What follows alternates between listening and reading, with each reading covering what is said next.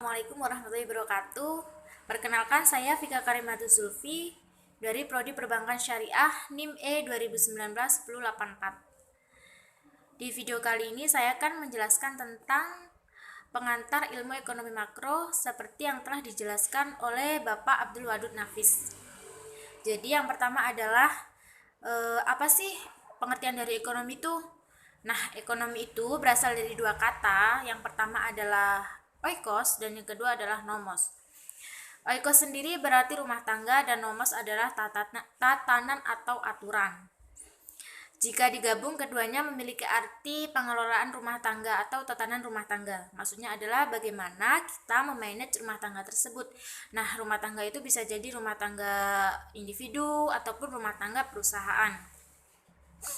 Ekonomi juga merupakan salah satu aspek yang terjadi dalam keseharian manusia, yang dimana aspek tersebut mengakibatkan adanya transaksi antara satu individu dengan individu yang lain untuk memenuhi kebutuhannya sehari-hari. Selanjutnya adalah definisi dari ilmu ekonomi. Ilmu ekonomi menurut Adam Smith adalah bagaimana perilaku manusia dalam usahanya untuk mengalokasikan sumber daya yang terbatas untuk memenuhi tujuan tertentu. Maksudnya adalah bagaimana manusia tersebut memanfaatkan sumber daya yang ada untuk memenuhi kebutuhannya sehari-hari. Selanjutnya ada pembagian dari ilmu ekonomi. Jadi ilmu ekonomi itu dibagi menjadi tiga. Yang pertama ilmu ekonomi deskriptif, yang kedua ilmu ekonomi terapan, dan yang ketiga ilmu ekonomi teori. Yang pertama ilmu ekonomi deskriptif. Apa itu ilmu ekonomi deskriptif? Ilmu ekonomi deskriptif adalah ilmu ekonomi yang mendeskripsikan dengan apa adanya keadaan ekonomi yang terjadi di suatu wilayah atau daerah tertentu. Contohnya keadaan saat Indonesia mengalami krisis ekonomi.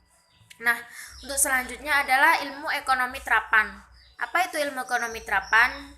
Ilmu ekonomi terapan adalah ilmu yang mempelajari tentang teori apa yang digunakan dalam perusahaan tersebut.